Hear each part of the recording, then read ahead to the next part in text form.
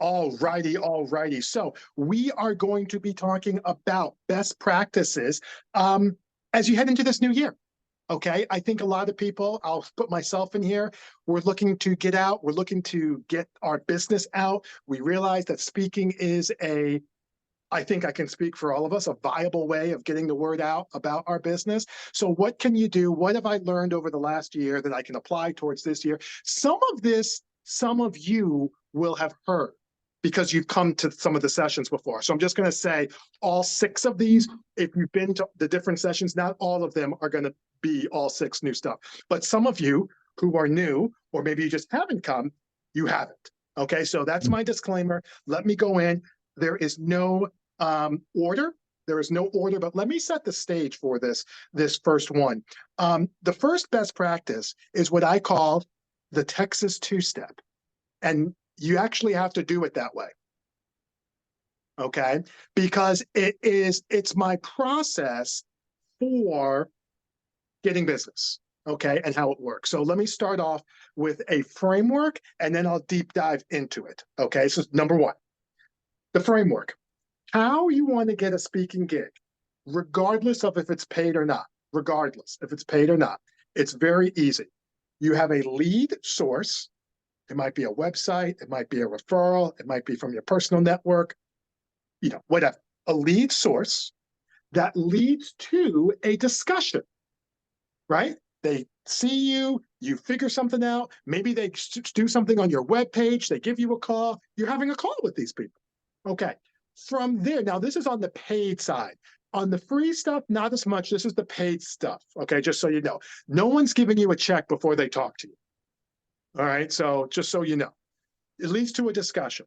Then from that discussion, you're going to find that there's a wide ranging of thoughts that go on during that first discussion. Because they're going to want to know, what can you do? What can I do? What's the audience? You're going to have questions. They're going to have questions. Am I making sense? Right? It's a wide ranging thing. So you're going to want to capture that into some type of document.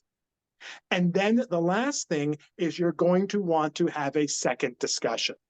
So let me tell you how this works. The framework: lead source drives the first discussion, drives a statement of work that you have to put together, drives a second discussion, hence the Texas two-step. Does that make sense, what I'm trying to accomplish here so far? Everybody good with it? Okay, all right. So then what we're talking about is when you are, let me get into this discussion, the discussion 1, and then the statement of work. So I had a situation where they saw me speak over in, I was out in Vegas, I was on the coast. And I was speaking, and one of the young ladies messaged me on my website. And she was like, hey, listen, can you speak about, this, that, or the other? Because she's from the University of Texas. And I said, well, it just depends on what you're looking for, but let's schedule some time and let's talk. All right, so you see how I got the lead source. In that case, it was the referral. All right, now we're at the discussion. She says, fine. And don't be afraid to give them dates in the first thing. Sidebar, one of the things that is different from paid speaking with coaching positively is that a lot of the people who are bringing you in really want to talk with you. Like, even if they haven't hired you yet, they want to be a speaker just as they want to have a competent speaker in their conference just as much, if not more so, than you want to be a competent speaker at their conference. Like, it's one of the few times where when you're talking to a prospective client, they want to talk to you just as much as you want to talk to them. Okay, so you have that discussion. All right, and give them some dates. All right, so now we're having that discussion number 1. You're taking notes, you're asking questions, you're doing all these things. What's the audience? What's the timeline? How many people? When are you thinking about making a decision? Is it just you?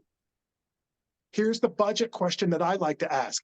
Do you have a sponsor? Like if it's a conference. Do you have sponsors? Okay, do you have any type of investment that you're able to take care of with your speakers? Is this a physical? Is this virtual? You're getting the idea. Okay. Then what you do is you tell them this at the end of the first conversation. Sally, listen, Sarah was the first name. Sarah, listen, this is a really good conversation. Here's what I'd like to do. I'd like to schedule another time for us to talk, if that's okay. I took a lot of notes. I'd like to be able to then take a look and see what it is I might be able to do for you guys. Let's get together again for like a half hour and we can figure it out. Is that okay? She says yes. That's your second call. Okay, that's your second call. So now you're on the move. And that what you do in between is you create a document, a statement of work that simply says, all right, we're looking at workshop number 1. That's how to overachieve without overcommitting. This is the topic. This is the description. This is who it's good for. Workshop number 2, developing a leader's mindset. This is the topic. This is the description. This is who it's good for. Talk about format. 90 for mine. I did 90 minutes. Well, that doesn't matter. 90 minutes. Do not put in pricing, because during that second call, you'll be talking about pricing. If they ask you, okay, if they ask you, what you do is you say, all right, here's what it is I've got, and this is kind of a range, but let me get you to that. Let me get that to you when we talk the second time. Am I still okay here? Okay. And then you have the second conversation. You email them that statement of work 24 hours in advance. And then you have that second conversation. The second conversation is very easy. Let me make sure I got this right. It's this, it's this, it's this, it's this. They're thrilled that you listened. You go over it again. And then you come back. You're like, all right, listen, if we're thinking about this now for the University of Texas in San Antonio, that was a little bit trickier. They wanted 3 presentations. Okay. They're undergraduates, they're graduates, and their staff. That's a little bit trickier than you'll probably normally get, more than I normally get. I usually get 1 or 2. But you have it set up where they're like, okay, boom, boom, boom. And then you come, and I got a deal down in Florida, Children's Trust of Alachua County. We'll get into that. And that was something that was real, like right there on the phone, second time. They're like, okay, it's $4,000. 50% up front, 50% at the close. It's 4,000 of my dollars, right? And there you go. Am I making sense with that Texas 2-step point number 1? I love that. Okay. Point number 2, and this gets into, it's related. The hybrid approach with virtuals and physicals. So because we live in a more virtual world now, what's happened is it's become more socially acceptable to do a virtual paid presentation. Like, I'm almost embarrassed. That didn't even occur to me. I'm so old school in that regard. I had a group call me and we're talking. It was a referral. 3 minutes before I got on the call, it occurred to me that I need to have a price point for a virtual paid presentation because I didn't have one in my head. I did not have one in my head. Thank God I did. I got myself organized, had the good sense to come up with a number. The answer is around 1,500, maybe 2,000. I would recommend you can even do 1,000. Okay, something like that. The rule of thumb is half of your regular presentations. My regular presentations is 3,000, 4,000, 5,000. I actually did this one at $1,000 just because I wanted to get the business, and I'm trying to build that out in Florida. $1,000 for a virtual 60-minute presentation on how to overachieve without overcommitting. There are harder ways to make money. Okay, so don't get too down. Oh, I only charge. Don't get too down. Don't get too caught up with that. There's harder ways to make money in this country and others. Okay, so the hybrid approach, point number 2. Here's what I did for the Alachua County folks. We talked. We're doing how to talk so others will listen, another paid training. And what I did was, during the first conversation, we were talking, it was a lot that she wanted. Okay, it was a lot that she wanted. So what I did was I said, all right, if there's a lot that you want to be able to do, then what we'll do is how about we do it as a 2-parter? One was physical, 90 minutes, and then the next 2 to 3 weeks later, virtual. Brian, what did you charge? I charged $4,000 is what I charged. I gave her a friends and family 2,500 rate. She's helped me before. And I tacked on 1,500 for the virtual. I got a $2,000 check on my birthday. OMG. Swear to God, that's the truth. Okay. And like, right? Okay. But just make sure that you have a value proposition for these folks.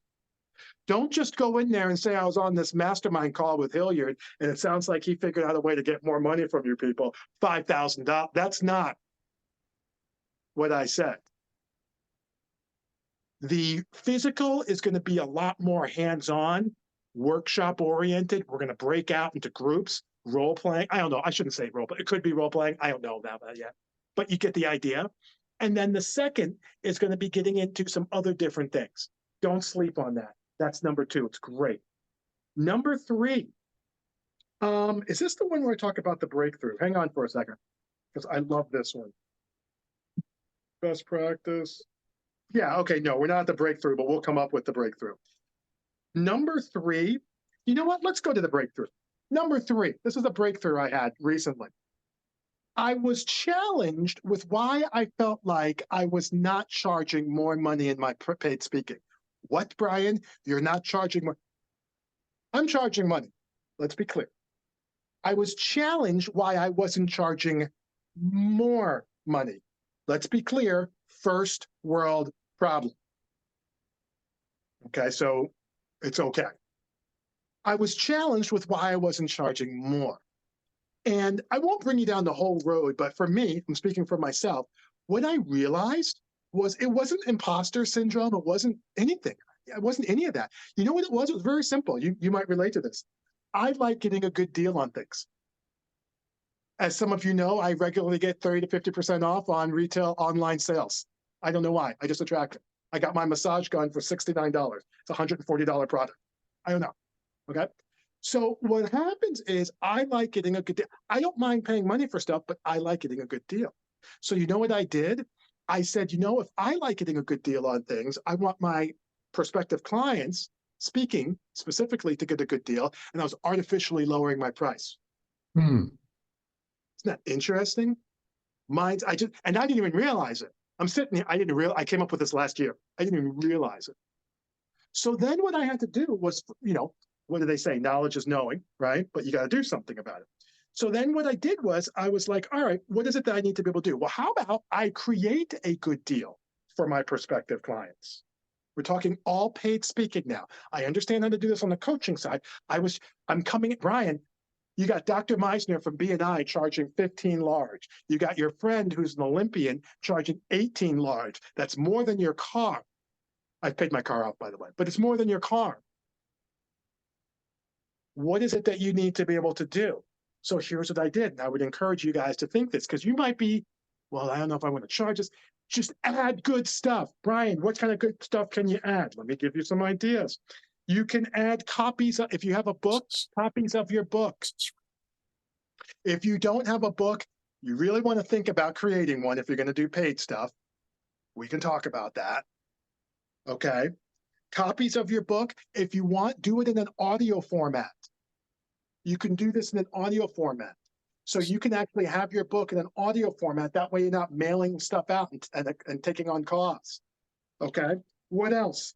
Let me see here. Copies of the book. Oh, one-to-ones with people afterwards. Hey, I'm doing the training of 13 folks down at the Children's Trust down in Gainesville. I said, we'll do a 30-minute one-to-one call with anybody who wants to afterwards. Who cares? You can do this at maybe not at conferences, but at paid events. If you get the only caveat to that is make sure that you have a cap. So one of them, I capped it at like 25 people, I think. I don't remember if that's the right number, but don't go into a room of 178 virtuals and say you're going to, and because you got $1,000, all of a sudden you're doing 125s, 30-minute sessions. That's not what I'm saying. Cap it. All right. What else did I do? Copies of the slides. These are things that add value to your enterprise. Am I making sense with this? And all of a sudden, I feel like I'm giving them a good deal. Okay, consider that. That's point number 3. We got 2 more, I think. Point number 4 is the idea of, let's see here, point number 4. Yeah, okay, actually, point number 4 is related to 3. That's why I got confused. It's the idea of including value to your paid speaking. All right, so the first point, number 3, was the mindset behind it and why I got there. The 4th point is what I actually just gave you. Books, audios, things like that. Does that make sense? That's why I had to combine. Okay. Number 5. Let's see what we got here. Let's see here. Number 5. This is the other thing. Do yourself a favor and set up, you know how we're trying to get testimonials? You should be trying to get testimonials. You want testimonials from 2 groups. You want testimonials from the decision makers and the audience participants. So just keep in mind that you're running a parallel track when it comes to marketing. What I did is I actually have a survey set up. Now, there's all kinds of ways you could do this. I went old school. I went on Zoho, survey, free tool, 4 questions. What resonated with you? What did you like? I don't know, 3 or 4 questions.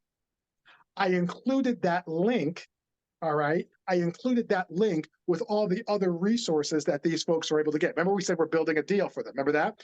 All right, so let me back up for a second because I forgot to say this.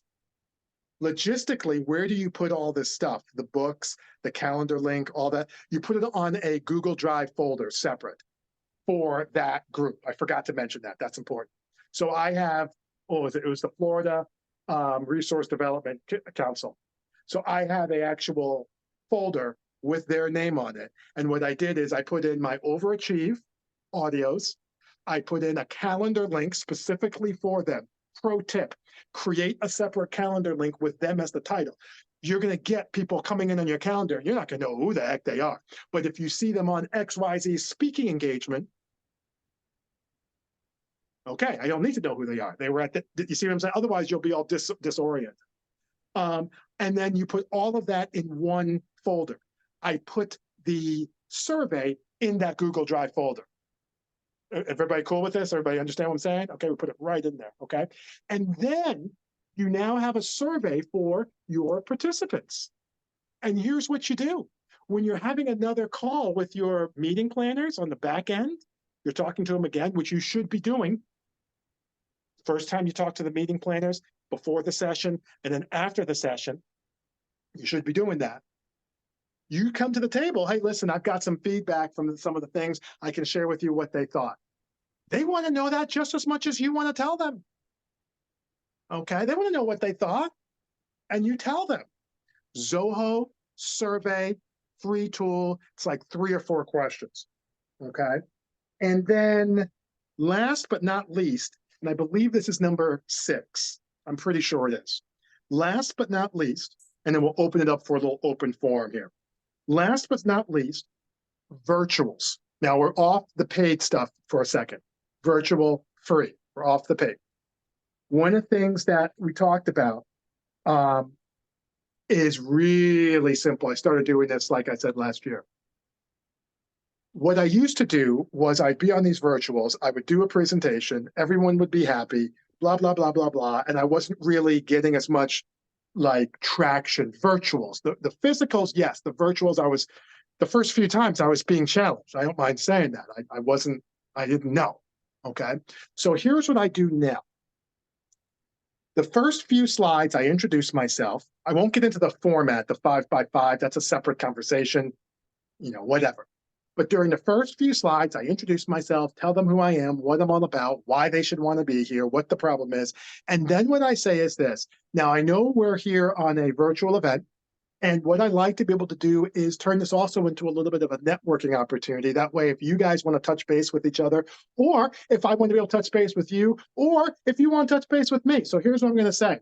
Instead of having all of our contact information flying across the screen, which I will tell you is a little distracting as a speaker, I want to invite you to put down your information here for the next 30 seconds, okay? Put down your name, put down your email, put down if you have a calendar link. Now, I'm not telling you this now, this is what you said.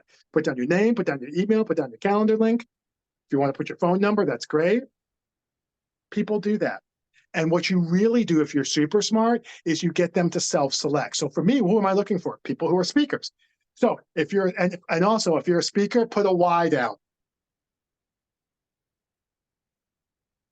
Okay, so if you're Janet Hudson, if you feel like you're looking to optimize your health going into this new year, put a Y down. If you're Kelly West, if you're looking to try to get more word of mouth business, put a Y down. If you're Nikki, Deb, mindset challenge, put a Y down.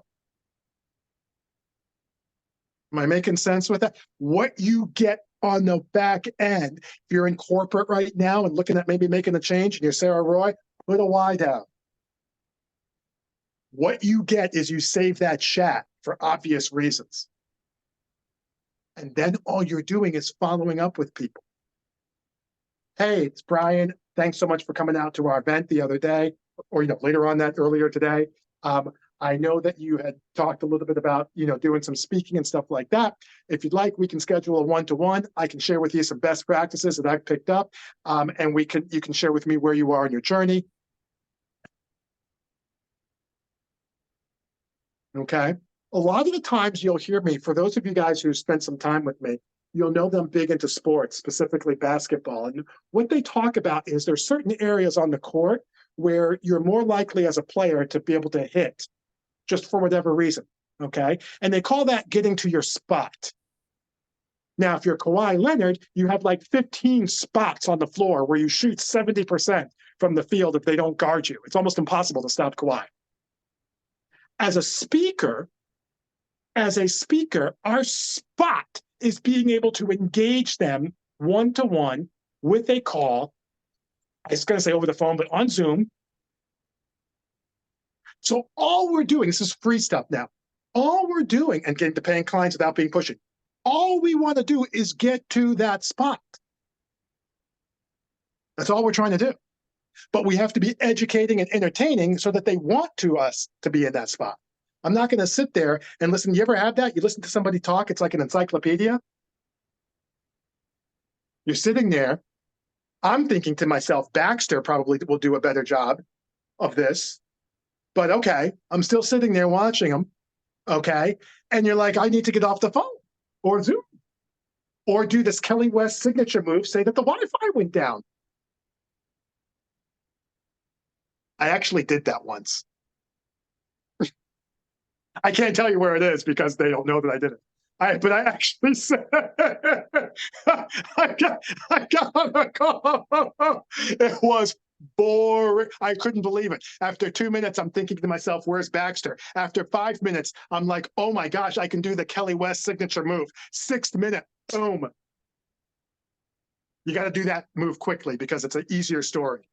I don't know what happened. Anyway.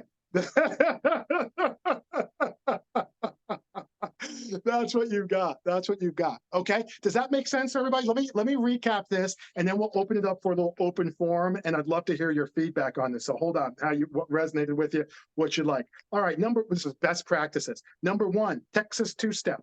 Number 2, you want to take a look at virtuals and physicals. 2-parter. That's how you get a little bit more money. Number 3, I told you about my breakthrough mindset-wise and setting up a deal. Number 4, we talked about what you can do in terms of adding value, right? The books, the one-to-ones, the slides. Let's see here. Number 5? Yeah, number 5, a Zoho. I don't know why that's confusing. Number 5, a Zoho free survey for participants. And number 6, this was the last one, get people on virtuals. We're back to free. Get people to submit their contact information and self-declare where they are. And now all you're doing, that is your spot. And in terms of getting one-to-ones, you too can be like Kawhi Leonard, except instead of getting 2-point tough baskets, you're getting laser discovery calls at a 70% clip, which is exactly what happens if you leave that man open. Hang on for a second.